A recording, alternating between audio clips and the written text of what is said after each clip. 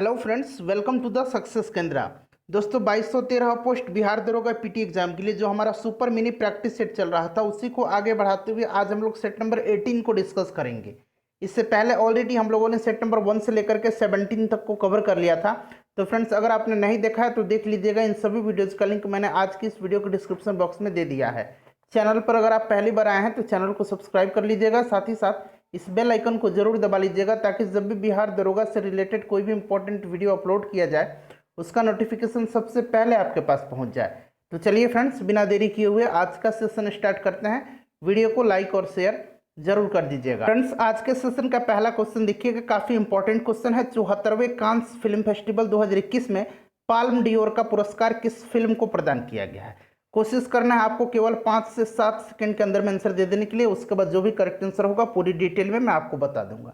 तो देखिए फ्रेंड्स, ये जो कांस फिल्म फेस्टिवल है इसका आयोजन फ्रांस में किया जाता है और इसमें जो सर्वश्रेष्ठ फिल्म होती है उसको पाल्म डियोर का पुरस्कार दिया जाता है। इस बार जो है पाल्म डियोर का पुरस्कार दिया गया है टाइटन को। Option number B right answer हो जाएगा। अगर आपसे पूछा जाए किस व्यक्ति को पाल्म डियोर का पुरस्कार दिया गया है तो ये दिया गया है जूलिया डुकरनाउ को। यहाँ मैं नाम लिख देता हूँ, जूलिया, ध्यान रखेंगे, डुकोरनाउ को। ठीक है फ्रेंड्स, इनको जो है टाइटन मूवी के लिए यह अवार्ड दिया गया है पाल्म डियोर का। अगर आपसे पूछा जाए कि बेस्ट एक्टर का अवार्ड किसको दिया गया है तो कैलेब लैंड्री जोनस को। इनका नाम यहां मैं लिख देता हूं, कैलेब लैंड्री जोनस को बेस्ट एक्टर का अवार्ड दिया गया है। बेस्ट एक्ट्रेस का अवार्ड किसको दिया गया है तो रेनेट रेंसिवा को। यहां मैं लिख देता हूं, रेनेट रेंसिवा को दिया गया है। ठीक है, रेंसिवा याद रखेंगे। इनको बेस्ट एक्ट्रेस का, कैलेब लैंड्री जोनस को बेस्ट एक्टर का और जूलिया डोकरनाउ को जो है यहाँ पर पाल्म डियोर का अवार्ड दिया गया है। किस मूवी के लिए तो टाइटन मूवी के लिए। अगला क्वेश्चन देख लीजिएगा, नेक्स्ट क्वेश्चन भी इंपॉर्टेंट है कि 74वें कांस फिल्म फेस्टिवल 2021 में किस भारतीय ने बेस्ट डॉक्यूमेंट्री का अवार्ड जीता है। तो ये फ्रेंड्स किसने जीता है, पायल कपाड़िया ने। Option number B right answer हो जाएगा। पायल कपाड़िया को इनकी किस फिल्म के लिए ए नाइट ऑफ नोइंग नथिंग, यहां मैं लिख देता हूं ए नाइट ऑफ नोइंग नथिंग के लिए दिया गया है, नोइंग नथिंग। ठीक है, ए नाइट ऑफ, यहां फिर से लिख देता हूं, ए नाइट ऑफ नोइंग नथिंग के लिए दिया गया है, ध्यान रखेंगे, पायल कपाड़िया को। नेक्स्ट क्वेश्चन देख लीजिएगा, तीसरा प्रश्न कि इंडियन एयरफोर्स को 5 अपाचे लड़ाकू हेलीकॉप्टर किस कंपनी ने डिलीवर किए हैं। तो देखिए फ्रेंड्स, अपाचे हेलीकॉप्टर और एक और हेलीकॉप्टर है चिनूक हेलीकॉप्टर। ठीक है, ये कौन प्रदान करता है तो बोइंग कंपनी। ऑप्शन नंबर ए जो होगा राइट आंसर हो जाएगा, बोइंग, ध्यान रखेंगे। नेक्स्ट क्वेश्चन देख लीजिएगा, चौथा प्रश्न कि हाल ही में किस देश की संसद ने मलाला यूसुफजई स्कॉलरशिप एक्ट पारित किया है। काफ़ी इंपॉर्टेंट क्वेश्चन है। पिछले जो हमारा सेशन था करंट अफेयर्स का उसमें मैंने इसको कवर करवाया हुआ था। तो देखिए राइट आंसर इसका हो जाएगा ऑप्शन नंबर बी, अमेरिका। देखिए इस विधेयक के तहत US agency for international development Pakistani महिलाओं को 2020-22 तक एक पाकिस्तान संबंधी उच्च शिक्षा छात्रवृत्ति कार्यक्रम के तहत कम से कम 50% छात्रवृत्तियां मुहैया कराएगा। ध्यान रखेंगे, मलाला यूसुफजई स्कॉलरशिप एक्ट पारित किया है अमेरिका ने। अगला क्वेश्चन देख लीजिएगा, और फ्रेंड्स इस सेशन में केवल और केवल जो इंपॉर्टेंट क्वेश्चंस हैं टॉप लेवल के उन्हीं के हम लोग कवर करते हैं। देखिएगा, भारतीय मूल के चंद्रिका प्रसाद चांद संतोखी, इनका पूरा नाम है चंद्रिका प्रसाद चांद संतोखी, ने किस देश के राष्ट्रपति के रूप में पदभार ग्रहण किया है। राइट आंसर बताइए फ्रेंड्स, इसका क्या हो जाएगा। तो देखिए फ्रेंड्स, इसका राइट आंसर जो है ये हो जाएगा ऑप्शन नंबर सी, सूरीनाम। देखिए सूरीनाम जो है यह साउथ अमेरिका का एक देश है। इसकी राजधानी याद रखेंगे, यहाँ मैं लिख देता हूँ, ठीक है, परामारिबो। ठीक है, याद रखेंगे, परामारिबो जो है इसकी कैपिटल है सूरीनाम की। क्वेश्चन नंबर 6 देखिए कि पुस्तक इफ इट ब्लीड्स के लेखक कौन है। काफ़ी इंपॉर्टेंट पुस्तक है। तो इसके लेखक है Stephen King. Option number C right answer इसका हो जाएगा। नेक्स्ट क्वेश्चन हमारा देख लीजिएगा कि किस राज्य में देश की पहली राज्य स्तरीय लोक अदालत शुरू की गई है। तो फ्रेंड्स ये कहाँ की गई है, ये की गई है छत्तीसगढ़ में। Option number C right answer हो जाएगा। वर्तमान में छत्तीसगढ़ के मुख्यमंत्री भूपेश बघेल हैं और वहाँ की राज्यपाल अनुसुईया उइके हैं। अगला क्वेश्चन देख लीजिएगा, वर्ष 2022 में G20 शिखर सम्मेलन की मेजबानी कौन सा देश करेगा। काफ़ी इंपॉर्टेंट है, आपको ध्यान रखना है। तो देखिए फ्रेंड्स, इस वर्ष जो है 2021 में इसकी मेज़बानी कौन सा देश करेगा? इटली करेगा। 2022 में इंडोनेशिया करेगा, 2023 में अपना प्यारा भारत करेगा और 2024 में ब्राज़ील करेगा। तो आपसे 2022 पूछा गया है, तो इंडोनेशिया करेक्ट आंसर हो जाएगा। अगला क्वेश्चन देख लीजिएगा कि हाल ही में किस राज्य में भारत का पहला फायर पार्क स्थापित किया गया है? भारत का पहला फायर पार्क जो है ये स्थापित कहाँ किया गया है? तो फ्रेंड्स ये उड़ीसा में। Option number B right answer हो जाएगा। इसका उद्घाटन जो है उड़ीसा के मुख्यमंत्री नवीन पटनायक ने किया है। यह पार्क जो है भुवनेश्वर में उड़ीसा फायर एंड डिजास्टर अकादमी के परिसर में स्थित है। ध्यान रखेंगे, श्री गणेशी लाल जो है उड़ीसा के राज्यपाल हैं वर्तमान में। अगला क्वेश्चन देखेंगे कि मई 2020 को विश्व बैंक की नई अर्थशास्त्री कौन नियुक्त हुई हैं? काफ़ी इंपॉर्टेंट क्वेश्चन है। तो देखिए फ्रेंड्स, विश्व बैंक का हेडक्वार्टर वाशिंगटन डीसी में है और विश्व बैंक के वर्तमान में जो प्रेसिडेंट हैं ये डेविड मालपास है। भारत की जो अंशुला कांत हैं वो विश्व बैंक की एमडी एंड सीएफओ हैं। एमडी का मतलब मैनेजिंग डायरेक्टर और सीएफओ का मतलब होता है चीफ फाइनेंशियल ऑफिसर। कौन है? अंशुला कांत है। दोनों पोस्ट इन्हीं के पास है, भारत की हैं अंशुला कांत। आपसे प्रश्न में पूछा जाए कि नई अर्थशास्त्री, तो मुख्य अर्थशास्त्री जो नियुक्त की गई हैं ये कार्मेन रेनहार्ट की गई हैं। ऑप्शन नंबर ए राइट आंसर हो जाएगा। इतने सारे पॉइंट्स आपको ध्यान रखने हैं। क्वेश्चन नंबर 11 देख लीजिएगा कि निम्नलिखित में से कौन से विषय हैं जिन पर कम से कम आधे राज्यों के विधानमंडलों के अनुसमर्थन से ही संवैधानिक संशोधन संभव है? तो यहाँ पर आपको देख लीजिए चारों जो दिया गया है स्टेटमेंट वो आपको दिख रहा है। राष्ट्रपति का निर्वाचन, संसद में राज्यों का प्रतिनिधित्व और 7वीं अनुसूची में कोई भी सूची, किसी राज्य के विधान परिषद की समाप्ति। तो देखिए फ्रेंड्स, इसमें से राइट आंसर जो हो जाएगा क्या हो जाएगा? इंपॉर्टेंट है। तो राइट आंसर इसका जो है ऑप्शन नंबर इसका ए करेक्ट आंसर हो जाएगा। ठीक है, एक यानी कि राष्ट्रपति का निर्वाचन, दूसरा संसद में राज्यों का प्रतिनिधित्व और तीसरा 7वीं अनुसूची में कोई भी अनुसूची। तो राइट आंसर 1, 2, 3 हो जाएगा, ध्यान रखेंगे। नेक्स्ट क्वेश्चन देख लीजिएगा। अगला क्वेश्चन हमारा कि निम्नलिखित में से कौन वित्त आयोग द्वारा की गई प्रत्येक सिफारिश को संसद के प्रत्येक सदन के समक्ष रखवाते हैं? तो करेक्ट आंसर क्या हो जाएगा बताइए फ्रेंड्स, इसका राइट आंसर क्या हो जाएगा? काफ़ी इंपॉर्टेंट क्वेश्चन है। तो फ्रेंड्स देखिए राइट आंसर जो है इसका ऑप्शन नंबर ए हो जाएगा, भारत के राष्ट्रपति। ठीक है, भारत के राष्ट्रपति भारतीय संविधान का जो आर्टिकल 280 है, आपको ध्यान भी होगा, इसके अंतर्गत राष्ट्रपति प्रत्येक 5 वर्षों के लिए एक वित्त आयोग का गठन करते हैं। वित्त आयोग में कुल 5 सदस्य होते हैं, अध्यक्ष सहित। ठीक है, वर्तमान में जो हमारा वित्त आयोग चल रहा है 15वां वित्त आयोग, उसके अध्यक्ष कौन है? एनके सिंह हैं, ध्यान रखेंगे। ठीक है, प्रथम वित्त आयोग का गठन कब किया गया था? 1951 में किया गया था, केसी नियोगी की अध्यक्षता में। तो इतने सारे पॉइंट्स आपको ध्यान रखने होंगे। अगला क्वेश्चन देख लीजिएगा फ्रेंड्स, मुझे पूरी उम्मीद है कि वीडियो आपको पसंद आ रही होगी। प्लीज़ फ्रेंड्स, आपसे रिक्वेस्ट है मेरा कि वीडियो को लाइक ज़रूर किया कीजिए। देखिए आप लोग अगर सपोर्ट नहीं करेंगे तो फिर मैं डिमोटिवेट हो जाऊंगा और इस तरह के वीडियो जो है मैं लेकर आने में असमर्थ हो जाऊंगा। तो आपसे अनुरोध है कि आप वीडियो को लाइक कीजिए और इससे जहाँ कहीं भी आप ग्रुप में हैं, चाहे फेसबुक ग्रुप हो, व्हाट्सएप ग्रुप हो, इसको शेयर जरूर कीजिएगा। देखिए हाल ही में DRDO द्वारा विकसित देश की पहली स्वदेशी मशीन पिस्टल का नाम क्या है? तो ये जो पिस्तौल है या पिस्टल कह लीजिए अंग्रेजी में, इसका नाम अस्मी है। ठीक है, इसकी जो रेंज है कितनी है? तो 100 मीटर है, ध्यान रखेंगे। ठीक है, इंपॉर्टेंट क्वेश्चन है। चलिए नेक्स्ट क्वेश्चन देख लीजिएगा। क्वेश्चन नंबर 14 की स्थानांतरणशील कृषि के संदर्भ में सत्य कथनों की पहचान करें। स्थानांतरणशील कृषि या फिर इसको एक और कृषि भी कहा जाता है, आपको ध्यान होगा, इसको कहा जाता है कौन सी कृषि? झूम कृषि के नाम से भी जाना जाता है। ठीक है, ये पूर्वोत्तर जो भारत के राज्य हैं वहाँ इसकी खेती की जाती है।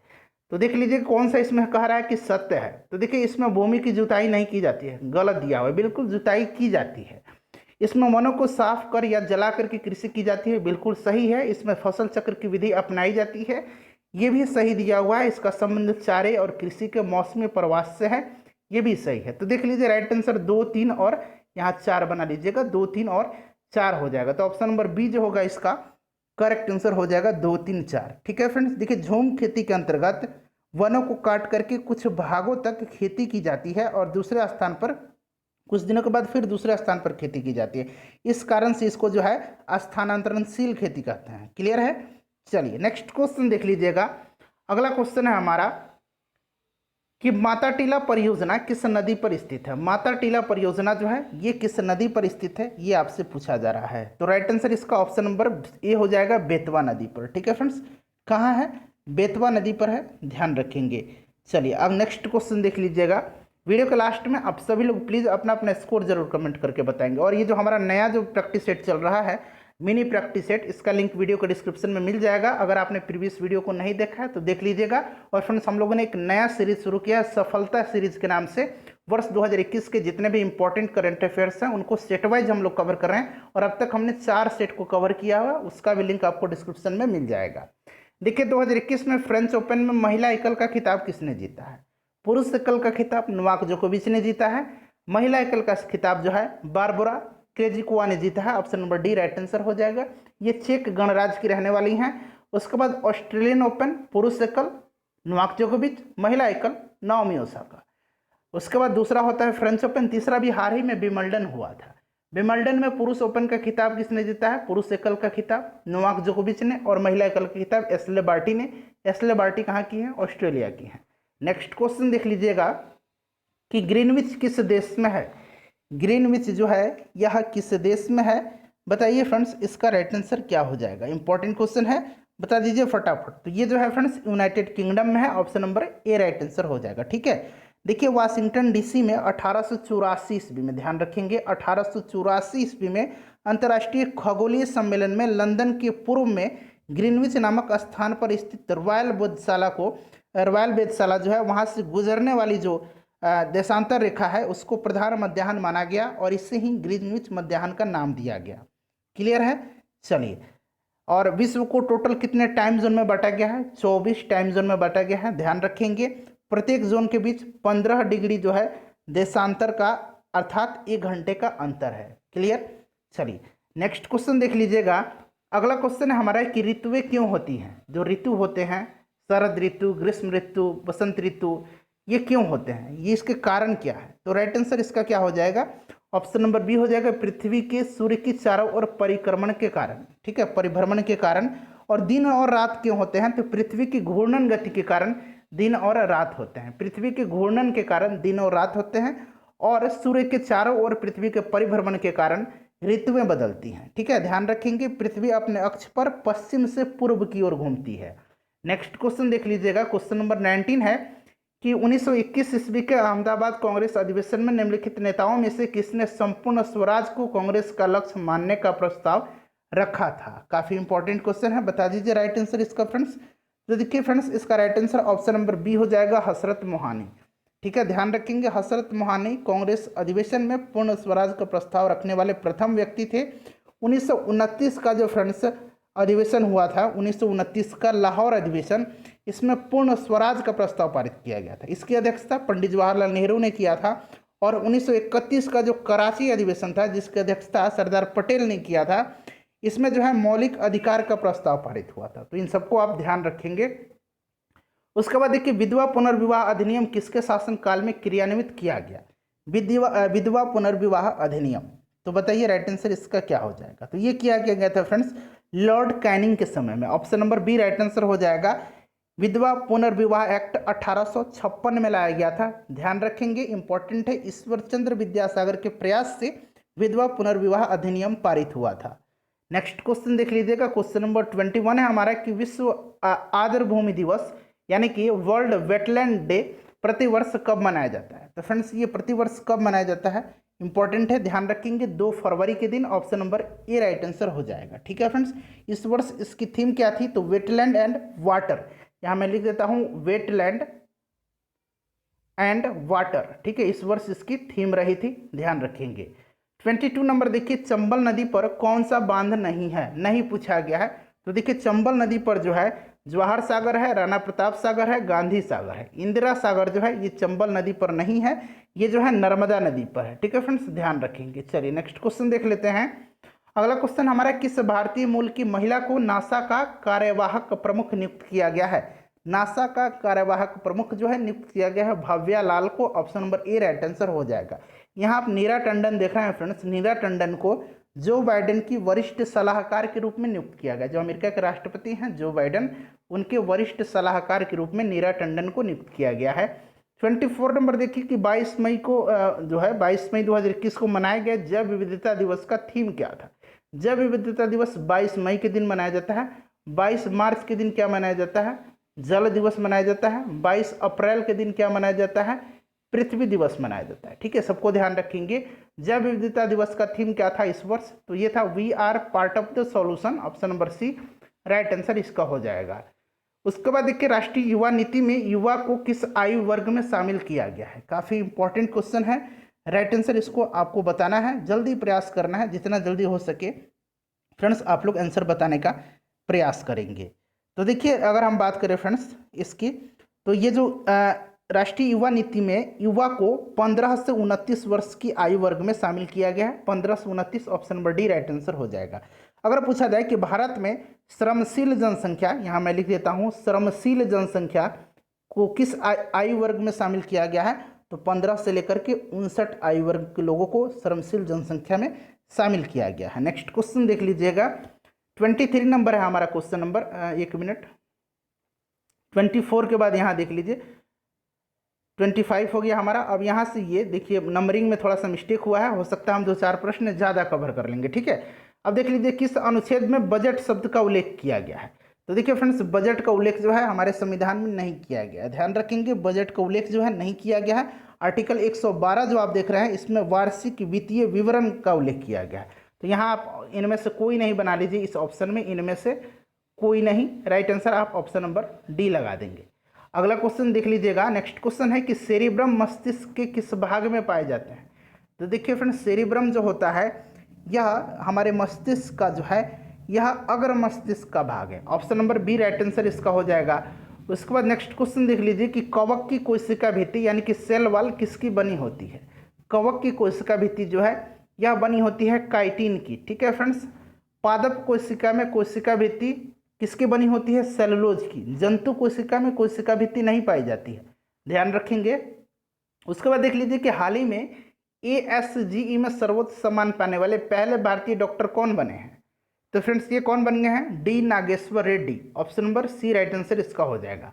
अगर आप लोग हमारे करंट अफेयर्स का जो सेशन चल रहा है नया सीरीज उससे नहीं जुड़े हैं तो जुड़ जाइएगा, प्रीवियस वीडियो को देख लीजिएगा, लिंक डिस्क्रिप्शन में आपको मिल जाएगा। किसके उत्सर्जन यानी कि एमिशन से किसी तत्व का परमाणु संख्या यानी कि एटॉमिक नंबर बढ़ता है? बता दीजिए राइट आंसर इसका क्या हो जाएगा? तो फ्रेंड्स बीटा कण के उत्सर्जन से किसी भी तत्व का परमाणु संख्या बढ़ता है, ऑप्शन नंबर ए जो है राइट आंसर हो जाएगा बीटा पार्टिकल्स। अगला क्वेश्चन देखिएगा कि बिमस्टेक का सचिवालय कहाँ स्थित है? काफ़ी इंपॉर्टेंट क्वेश्चन है, बता दीजिए इसका राइट आंसर क्या हो जाएगा। देखिए फ्रेंड्स बिमस्टेक का BIMSTEC, ठीक है, इसका फुल फॉर्म क्या होता है?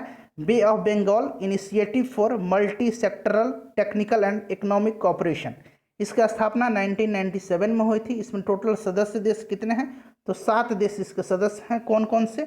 बांग्लादेश, भूटान, भारत, म्यांमार, श्रीलंका, नेपाल और थाईलैंड। ठीक है फ्रेंड्स, राइट आंसर इसका हो जाएगा ढाका में है। ठीक है, बांग्लादेश का ढाका में इसका सचिवालय है। उसके बाद नेक्स्ट क्वेश्चन देखिए, प्रसिद्ध गेटवे ऑफ इंडिया किसके द्वारा डिजाइन किया गया था? ये जो गेटवे ऑफ इंडिया है यह डिजाइन किसके द्वारा किया गया था? तो फ्रेंड्स ये किया गया था जॉर्ज विटेट के द्वारा, option number C right answer हो जाएगा जॉर्ज विटेट। ठीक है, यहाँ मैं लिख देता हूँ जॉर्ज विटेट। ठीक है, गेटवे ऑफ इंडिया का ब्रिटेन के राजा जॉर्ज पंचम और रानी मैरी के आगमन के अवसर पर निर्माण प्रारंभ हुआ था। और गेटवे ऑफ इंडिया कहाँ है? मुंबई में है, अरब सागर के तट पर स्थित है। उसके बाद अगर हम बात करें फ्रेंड्स और भी कुछ इमारत हैं, जैसे कि पूछा जाए आपसे कि इंडिया गेट का डिजाइन किसने किया था? तो लुटियंस ने किया था। किसने किया था? लुटियंस ने किया था। उसके बाद राष्ट्रपति भवन का डिजाइन भी लुटियंस ने ही किया था। ठीक है, ध्यान रखेंगे। चलिए नेक्स्ट क्वेश्चन देख लीजिएगा कि निम्नलिखित में से कौन सा जोड़ा सही है? सही आपसे पूछा जा रहा है। तो देखिए इसमें से वुड डिस्पैच जो है ये सही है। वुड डिस्पैच किसके समय में लागू हुआ था?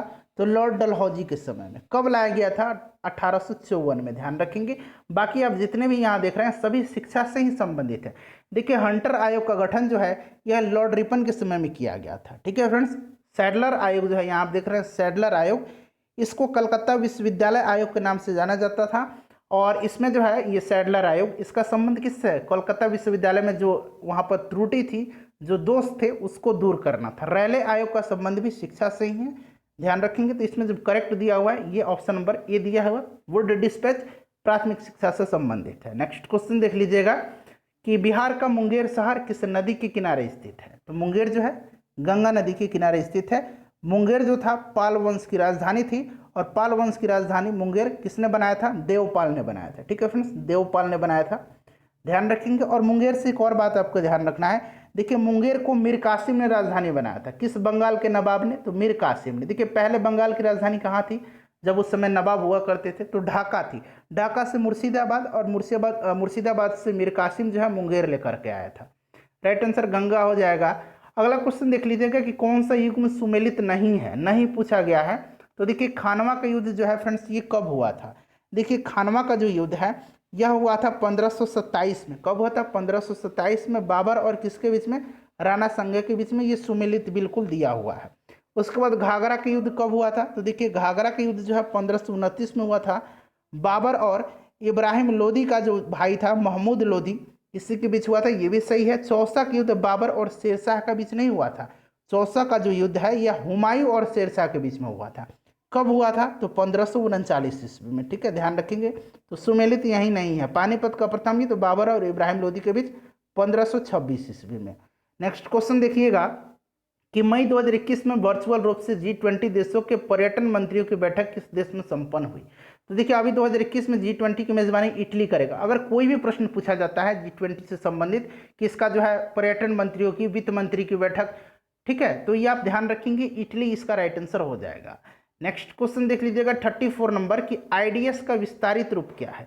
आईडीएस का विस्तारित रूप क्या है बताइए? इसका विस्तारित रूप जो है इनकम डिक्लेरेशन स्कीम हो जाएगा। Right answer option number C हो जाएगा। ठीक है फ्रेंड्स, इसको लागू कब किया गया था? आईडीएस योजना को 1 जून 2016 को लागू किया गया था। कब किया गया था? 1 जून 2016 को। और देखिए इस स्कीम के तहत जो है कोई भी आयकर दाता अपने रिटर्न्स में ऐसी संपत्तियों या आय का खुलासा कर सकता है जिसका उल्लेख उसने अपने पुराने आयकर रिटर्न्स में नहीं किया था। नेक्स्ट क्वेश्चन देखिएगा, क्वेश्चन नंबर 35 की वेनेजुएला की मुद्रा क्या है? सबसे पहले जानिए वेनेजुएला है कहाँ? तो वेनेजुएला कहाँ है फ्रेंड्स? बताइए फटाफट, वेनेजुएला है कहाँ? कमेंट करके पहले आप बताइए। देखिए वेनेजुएला जो है यह दक्षिणी अमेरिकी महाद्वीप में स्थित है। इसकी राजधानी कहाँ है? काराकास है। इसकी राजधानी याद रखेंगे, काराकास इसकी राजधानी है। और इसकी मुद्रा जो है फ्रेंड्स क्या है? बोलिवियर है। ठीक है, option number C right answer इसका हो जाएगा। उसके बाद 36 नंबर देखिए, त्रिपुरी संकट की समाप्ति के बाद कांग्रेस का अध्यक्ष किसे चुना गया था? देखिए त्रिपुरी संकट का संबंध सुभाष चंद्र बोस के अध्यक्ष पद से इस्तीफा देने के बाद डॉक्टर राजेंद्र प्रसाद को अध्यक्ष बनाए जाने से है। ठीक है, तो त्रिपुरी जो संकट की समाप्ति के बाद डॉक्टर राजेंद्र प्रसाद इसके अध्यक्ष बने थे। ध्यान रखेंगे त्रिपुरी, और एक और है ध्यान रखेंगे हरिपुरा अधिवेशन। हरिपुरा अधिवेशन की भी अध्यक्षता 1938 में सुभाष चंद्र बोस ने ही किया था, और त्रिपुरी अधिवेशन की भी अध्यक्षता सुभाष चंद्र बोस ने ही किया था 1939 में। ठीक है, उसके बाद मतभेद के कारण ये इस्तीफा दे दिए थे, जिसके बाद के राजेंद्र प्रसाद को अध्यक्ष बनाया गया था। कि निम्नलिखित युग्मों में से कौन सा एक सही सुमेलित नहीं है? तो देखिए friends, Pitt's India act, Warren Hastings सही दिया हुआ है। Doctrine of lapse, Lord Dalhousie ये भी सही दिया हुआ है। Vernacular press act, Lord Curzon नहीं, Lord Lytton. Vernacular press act को किसने लागू किया था? लॉर्ड लीटन ने लागू किया था। तो यही सुमेलित नहीं है। राइट आंसर इसका ऑप्शन नंबर सी हो जाएगा। ठीक है, ध्यान होगा आपको, लॉर्ड लिटन के द्वारा जो है वर्नाक्यूलर प्रेस एक्ट को 1878 में जो है लागू किया गया था, और इसको निरस्त किसने किया था? लॉर्ड रिपन ने इसको समाप्त किया था। ध्यान होगा आपको। चलिए नेक्स्ट क्वेश्चन देखेंगे। अगला क्वेश्चन कि हाल ही में विश्व स्नूकर चैंपियनशिप 2021 का खिताब किसने जीता है? तो फ्रेंड्स इस किताब को मार्क सेल्वी ने चौथी बार जीत लिया है। मार्क सेल्वी यूनाइटेड किंगडम के रहने वाले हैं। Option number D right answer हो जाएगा। उसके बाद देखिए, हाल ही में दुनिया की सबसे ऊंची चोटी माउंट एवरेस्ट पर सर्वाधिक बार चढ़ाई करने का रिकॉर्ड कामी रीता शेरपा ने बनाया है। कामी रीता शेरपा जो है किस देश से संबंधित हैं? तो फ्रेंड्स ये संबंधित हैं नेपाल से। Option number D right answer इसका हो जाएगा। उसके बाद देख लीजिएगा कि राष्ट्रीय प्रतीक में सिंहों की संख्या कितनी है? जो टाइगर्स हैं, लायंस हैं, इनकी संख्या कितनी है? तो राइट आंसर इसका क्या हो जाएगा बताइए? राइट आंसर इसका ऑप्शन नंबर बी हो जाएगा, 4 है। कितने हैं फ्रेंड्स? ध्यान रखेंगे, राइट आंसर इसका जो है ऑप्शन नंबर बी हो जाएगा, 4 है। ठीक है फ्रेंड्स, राष्ट्रीय प्रतीक अशोक चक्र है, और अशोक चक्र सारनाथ के स्तंभ से लिया गया है। अशोक चक्र सारनाथ के स्तंभ से लिया गया है, और अशोक के द्वारा सारनाथ स्तंभ का निर्माण करवाया गया था। उसके बाद देखिए, भूपर पट्टी पर सर्वाधिक मात्रा में पाए जाने वाले क्रमशः प्रथम और द्वितीय स्थान पर कौन कौन तत्व हैं? इंपॉर्टेंट क्वेश्चन है, राइट आंसर बता दीजिए। तो देखिए इसमें जो है ऑक्सीजन और सिलिकॉन सबसे अधिक मात्रा में पाए जाते हैं। ऑक्सीजन और सिलिकॉन, ऑप्शन नंबर ए राइट आंसर इसका हो जाएगा। ठीक है, नेक्स्ट क्वेश्चन देख लीजिएगा। अगला क्वेश्चन है कि किस रक्त समूह में प्रतिरक्षी नहीं होते हैं, प्रतिरक्षी नहीं होते हैं, तो बता दीजिए राइट आंसर इसका क्या होगा। तो राइट आंसर जो फ्रेंड्स इसका हो जाएगा option number A, blood group A B. देखिए ब्लड ग्रुप ए बी में प्रतिरक्षी नहीं होते हैं, ठीक है फ्रेंड्स। और ध्यान रखेंगे ब्लड ग्रुप की खोज किसने किया था, तो कार्ल लैंडस्टीनर ने 1900 ईस्वी में किया था, ठीक है। ध्यान रखेंगे, इंपॉर्टेंट है, काफ़ी इंपॉर्टेंट है, ठीक है। चलिए अगला क्वेश्चन देख लीजिएगा। नेक्स्ट क्वेश्चन है कि एक अर्थव्यवस्था का सृजन होता है, तो फ्रेंड्स देखिए एक अर्थव्यवस्था का सृजन जो है प्राकृतिक संसाधनों से होता है, भौतिक संसाधनों से होता है और मानवीय संसाधनों से होता है। तो इनमें से सभी राइट आंसर इसका हो जाएगा। 44 नंबर देखिए, बिहार में कुल घरेलू उत्पाद का कितना प्रतिशत कृषि से प्राप्त होता है, तो फ्रेंड्स ये कितना होता है, 36.4%। Right answer option number C हो जाएगा, ध्यान रखेंगे। चलिए नेक्स्ट क्वेश्चन हमारा है कि हाल ही में अंटार्कटिका महाद्वीप से अलग हुए दुनिया के सबसे बड़े हिमखंड को क्या नाम दिया गया है, तो ये नाम क्या दिया गया है, A76। Option number C right answer इसका हो जाएगा। 46 नंबर देखिए कि हाल ही में किसे मार्च 2021, ध्यान देंगे मार्च 2021 का ICC men's player of the month का पुरस्कार मिला है, तो मार्च 2021 में भुवनेश्वर कुमार को दिया गया था, अप्रैल 2021 में बाबर आजम को दिया गया था। नेक्स्ट क्वेश्चन देखिएगा कि जुलाई 2020 में ईरान ने भारत को चाबहार रेल परियोजना से बाहर करने की घोषणा की है। भारत और ईरान ने किस वर्ष इस योजना के लिए एक समझौते पर हस्ताक्षर किए थे, बता दीजिए राइट आंसर इसका क्या होगा। तो देखिए फ्रेंड्स इसका जो राइट आंसर हो जाएगा वो हो जाएगा ऑप्शन नंबर सी 2016 में। नेक्स्ट क्वेश्चन हमारा है कि भारत में हरित क्रांति की शुरुआत कब हुई थी, भारत में हरित क्रांति की शुरुआत कब हुई थी, तो राइट आंसर हो जाएगा 1966-67 में। Option number B right answer हो जाएगा। भारत में हरित क्रांति के जनक MS स्वामीनाथन को माना जाता है, और भारत ना पूछ करके सिर्फ पूछा जाए कि हरित क्रांति का जनक किसको माना जाता है, विश्व स्तर पर नॉर्मन बोरलॉग को, ठीक है। नेक्स्ट क्वेश्चन देखिएगा 49 नंबर की नोबेल पुरस्कार कब आरंभ किए गए, इंपॉर्टेंट क्वेश्चन है। तो देखिए फ्रेंड्स नोबेल पुरस्कार का आरंभ जो है 1901 में किया गया था, ठीक है। किसकी स्मृति में दिया जाता है, तो अल्फ्रेड नोबेल की। अल्फ्रेड नोबेल ने डायनामाइट का आविष्कार किया था। नोबेल पुरस्कार टोटल 6 क्षेत्रों में दिया जाता है।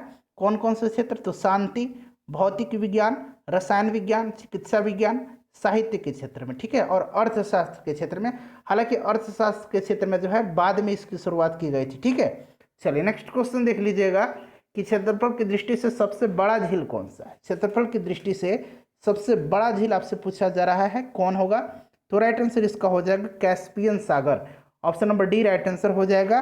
विश्व का सबसे गहरा झील जो है बैकाल झील है। ध्यान रखें कि विश्व का सबसे ऊंचा झील जो है टिटिकाका झील है, ठीक है। कौन सा झील है, टिटिकाका, पेरू और बोलिविया का बॉर्डर पर है। सबसे अधिक लवणता वाला झील जो है ये वान झील है, ठीक है फ्रेंड्स, ध्यान रखेंगे सबको। नेक्स्ट क्वेश्चन हमारा है कि प्राकृतिक रबड़ किसका बहुलक है, किसका पॉलीमर है। इसका आंसर फ्रेंड्स आप कमेंट करके बताएंगे कि अपना स्कोर बताइए कि कितने प्रश्नों का आंसर आपने स्वयं दिया है। वीडियो को प्लीज़ फ्रेंड्स लाइक कर दीजिए और इससे शेयर कर दीजिएगा। जितने भी इंपॉर्टेंट वीडियो हमने कवर किया है लिंक इस वीडियो के डिस्क्रिप्शन में मिल जाएगा। मिलते हैं नेक्स्ट वीडियो में। Thanks for watching.